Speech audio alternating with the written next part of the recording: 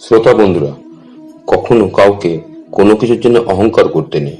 সে অসুর হোক বা দেবতা, অথবা আমরা আপনার মতন সাধারণ মানুষ। উচ্চপদের অহংকারে তারা ভুলেই যায় যে প্রকৃতপক্ষে তারা হচ্ছেন জগৎশ্রেষ্ঠ পরমেশ্বর ভগবান শ্রীকৃষ্ণের অধীনে। দেবরাজ ইন্দ্রের একবার এরকম অবস্থায় হয়েছিল। বৃন্দাবনের মানুষজন চাষের বৃষ্টির জন্য ইন্দ্রের পুজো করত। ইন্দ্রও ভাবত জীবকুলে সেই একমাত্র বৃষ্টি দান করতে পারে এবং সেই একমাত্র বৃষ্টির দাতা, এবং এরূপ ক্ষমতার গর্বে গর্বী হয়ে ইন্দ্র শ্রীকৃষ্ণ যে পরমেশ্বর ভগবান সে কথা ভুলে যান। সর্বজ্ঞ ভগবান শ্রীকৃষ্ণ তাই দেবরাজ ইন্দ্রের এই বিভ্রান্তি ও অহংকার দূর করার জন্য এক লীলার আয়োজন করলেন। বৃন্দাবনের নন্দ মহারাজ ও গোপগণকে শ্রীকৃষ্ণ ইন্দ্রের উদ্দেশ্যে পুজো ও যজ্ঞ বন্ধ করে বৃন্দাবনের গোবর্ধন পর্বতের উদ্দেশ্যে তিনি যজ্ঞ করতে বললেন। নানান যুক্তিতর্ক ও কথাবার্তার পর নন্দ মহারাজের নেতৃত্বে বৃন্দাবনবাসী ইন্দ্রের পুজো বাতিল করে গিরি গোবর্ধনের পুজো করলেন। অহংকারী ইন্দ্র সে কথা জানতে পেরে অত্যন্ত ক্ষুব্ধ হয়ে এমনভাবে বাড়ি বর্ষণ করলেন যে সারা বৃন্দাবন প্লাবিত হতে শুরু করল। পদমর্যাদার মোহে অহংকারী ইন্দ্র নিজেকে সর্বশক্তিমান পরমেশ্বর ভাবতে লাগলেন এবং শিশু কৃষ্ণকে একজন সাধারণ মানুষ মনে করে তাকে উপেক্ষা করে নিরন্তর বৃষ্টি, বজ্রপাত ও প্রচণ্ড গতিতে ঝড়ের তাণ্ডব শুরু করলেন। এদিকে বৃন্দাবনবাসীও ভীত হয়ে শ্রীকৃষ্ণের কাছে দেবতা ইন্দ্রের ক্রোধ থেকে রক্ষা করার জন্য প্রার্থনা করলেন।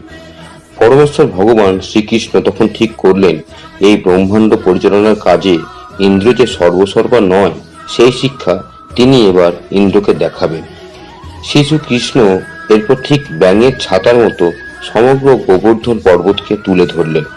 তারপর বৃন্দাবনবাসীকে বললেন, হে মাতো, হে পিতা, হে বৃন্দাবনবাসীগণ, তোমরা সকলে তোমাদের গো ধনের সঙ্গে নিশ্চিন্তে এই ছাতার মতো তুলে ধরা গোবর্ধন পর্বতের নিচে এসে দাঁড়াও। বাম হাতের 20 আঙুলের ওপর কৃষ্ণকে সেই বিরাট গোবর্ধন পর্বতকে ধারণ করা দেখে ব্রজবাসীগণ বিস্মিত হয়ে গেলেন এবং পরম শক্তিমত্তা ভগবান কৃষ্ণের আশ্বাসপ্রাপ্ত হয়ে বৃন্দাবনের পশু পাখি কীট পতঙ্গ এবং মানুষ সহ সকল জীবেরা সেই বিরাট পর্বতের নিচে আশ্রয় গ্রহণ করলেন। কৃষ্ণ এইভাবে ক্রমান্বয়ে 1 সপ্তাহ সেই পর্বত ধারণ করে থাকলে তার এই অলৌকিক শক্তি দর্শন করে দেবরাজ ইন্দ্র বিস্ময়ে হতবাক হয়ে পড়লেন। তিনি তৎক্ষণাৎ ঝড় বৃষ্টির তাণ্ডব বন্ধ করলেন। দেবরাজ ইন্দ্র নিজের ভুলও বুঝতে পারলেন। এরপর আবার আকাশ মেঘমুক্ত হয়ে সূর্যোদয় হলো।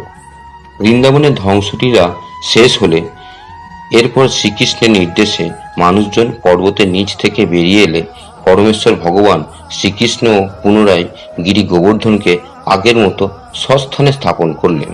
দেবরাজ ইন্দ্র অজ্ঞের মতো যে কাজ করে বসেছেন তা তিনি বুঝতে পারলেন এবং শ্রীকৃষ্ণের শ্রী পাদপদ্মে তার সূর্যের মতো দীপ্তিময় মুকুট সহ পতিত হয়ে ক্ষমা প্রার্থনা করলেন। এইভাবে দেবরাজ ইন্দ্রের দর্পচূর্ণ করলেন পরমেশ্বর ভগবান শ্রীকৃষ্ণ। ভিডিওটি ভালো লাগলে লাইক, শেয়ার এবং সাবস্ক্রাইব করার অনুরোধ রইল এবং কমেন্টে অবশ্যই লিখুন জয় শ্রীকৃষ্ণ, জয় শ্রীকৃষ্ণ।